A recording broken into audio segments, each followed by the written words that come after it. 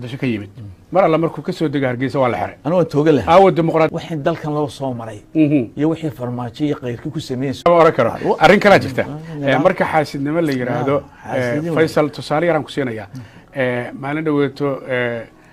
waxaa jirtay in nin wariye ah dhinacana musaacadada ka shaqeeya oo ina coldoon uu muqdisho ka yimid mar alla markuu ka soo dego hargeysa waa la xiray anoo tooga leh aawo